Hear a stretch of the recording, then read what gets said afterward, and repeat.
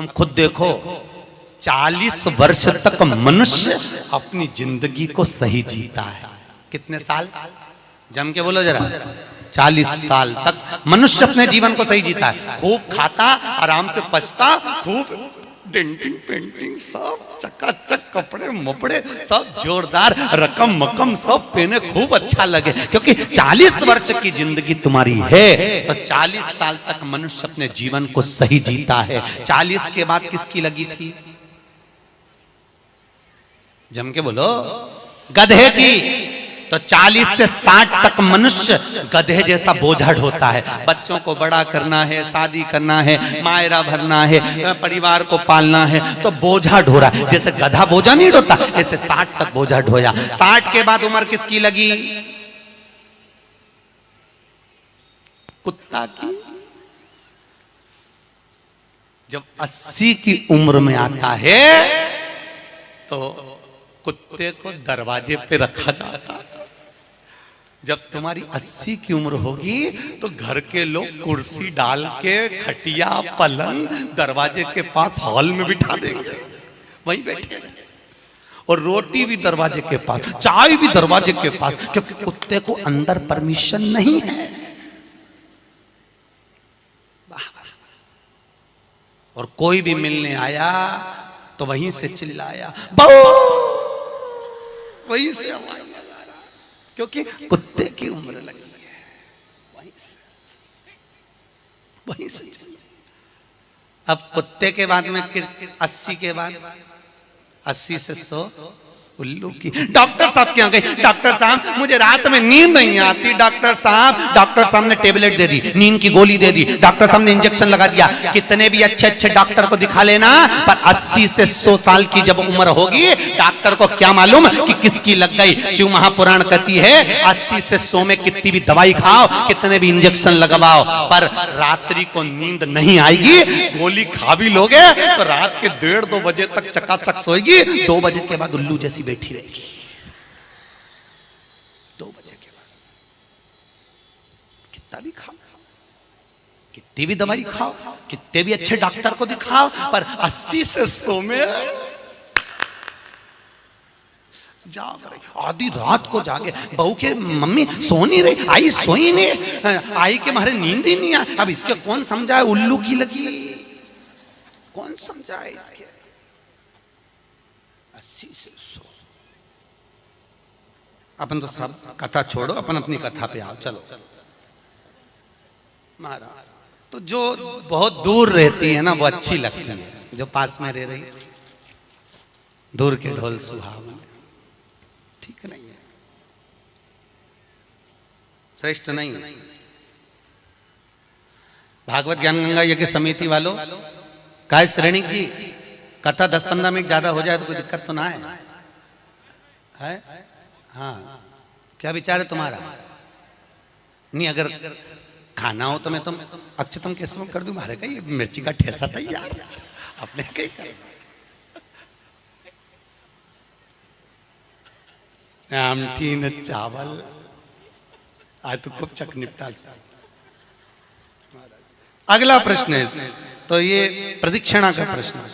अगला प्रश्न,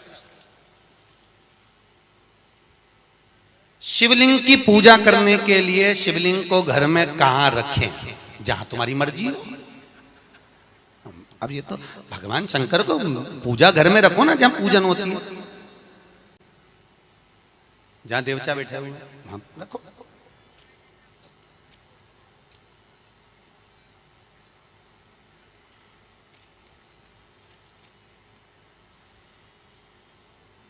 पीपल के पेड़ को सोमवती अमावस्या के दिन 108 फेरी क्यों लगाई जाती है? वाह, बहुत बढ़िया।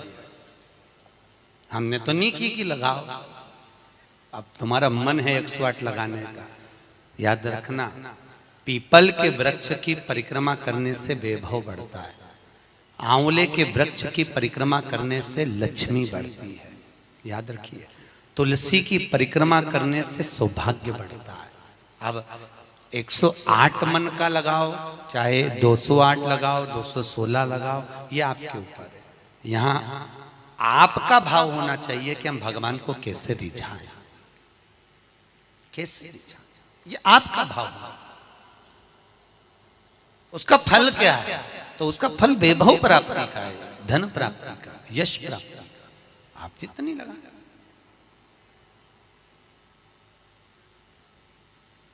ऋषभदेव जी के पुत्र श्री भरत जी महाराज अपनी योनि से छूटे तो हिरण की योनि में गए।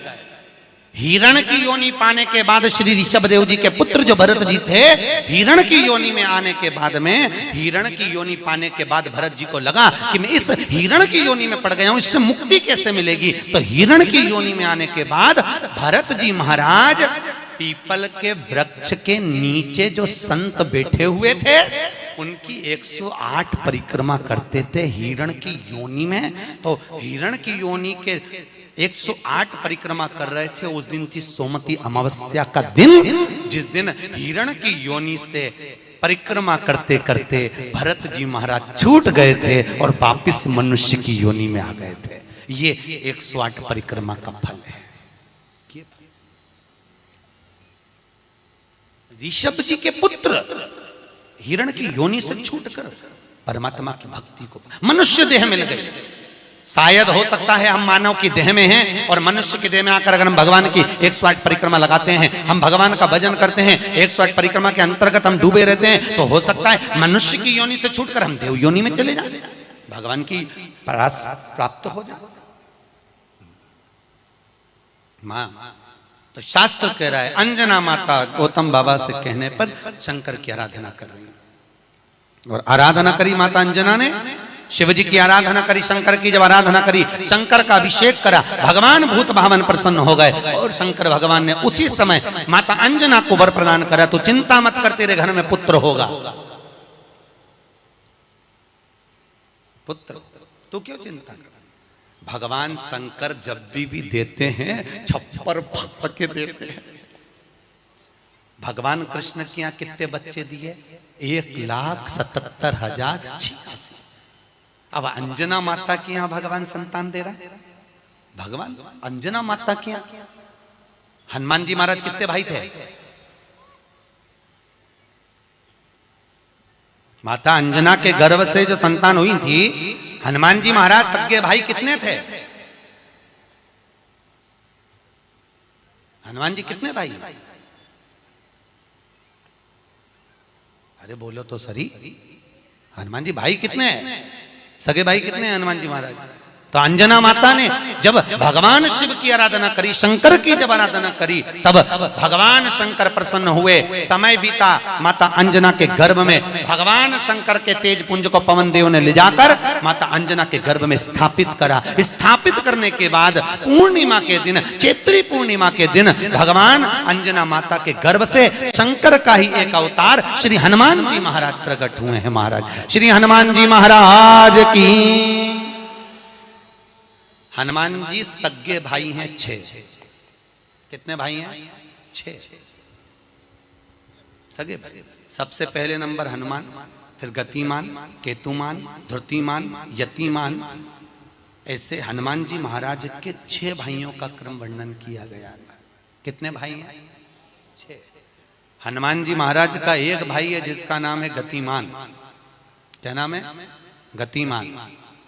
और जिसके यहाँ पर फैक्ट्री हो, किसी भी तरह की फैक्ट्री हो, चाहे वो नट बोल्ट की हो, पानी की हो, किसी भी तरह की फैक्ट्री हो, अगर फैक्ट्री में जरा सी भी तकलीफ आती है तो हनुमान जी महाराज के उल्टा पांव, लेफ्ट पांव के नीचे का सिंदूर लाकर गतिमान का नाम लेकर अगर फैक्ट्री पर स्वस्तिक बना दिया जाता है तो वो फैक्ट्री धड़ाके से चलना चालू हो जाती है, कभी खराब नहीं होती, कभी परेशान नहीं करती। महाराज गतिमान हनुमान जी के 3रे नंबर का भाई, गतिमान का नाम।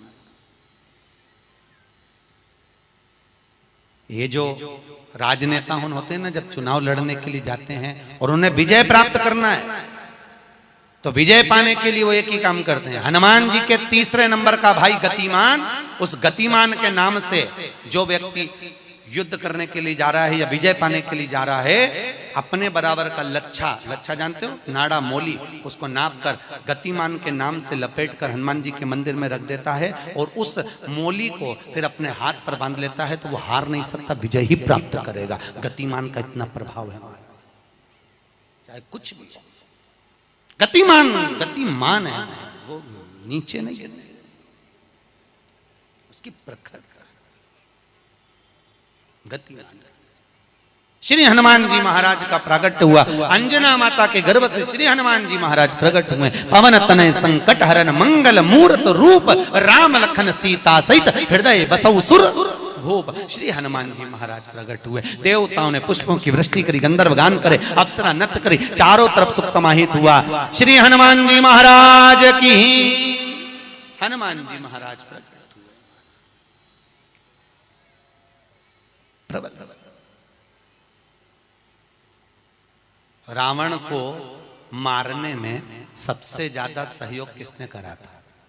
अरे जम के तो बोलो, हनुमान जी। पूरी पृथ्वी पर सबसे ज्यादा मंदिर किसके हैं? बोलो तो हनुमान के। अपने करमाला में तुम गिनना, अगली बार आऊंगा तो पूछूंगा।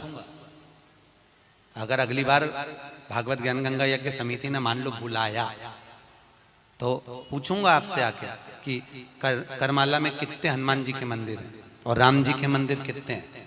राम जी के मंदिर अगर 5 होंगे तो हनुमान जी के मंदिर 20 होंगे। हर जगह पर हनुमान मिल जाएंगे, हर जगह, कहीं पीपल के नीचे, कहीं कहीं बैठे हुए, कहीं कहीं बैठे, हनुमान ही हनुमान, ढेर सारे हनुमान। हनुमान, आखिर हनुमान जी के मंदिर ज्यादा, राम जी के मंदिर कम क्यों? नहीं तो राम के मंदिर ज्यादा होना चाहिए, हनुमान के मंदिर कम होना चाहिए, पर हनुमान के मंदिर ज्यादा इसलिए हुए क्योंकि हनुमान जी ने राम जी की इतनी सेवा करी, इतनी सेवा करी कि भारत की भूमि पर सेवा पुजा गई, इसलिए हनुमान जी के मंदिर ही मंदिर बन गए। मंदिर तुम्हारे भी बन सकते हैं अगर तुम सही से माता पिता की सेवा करो तो। मंदिर बनने में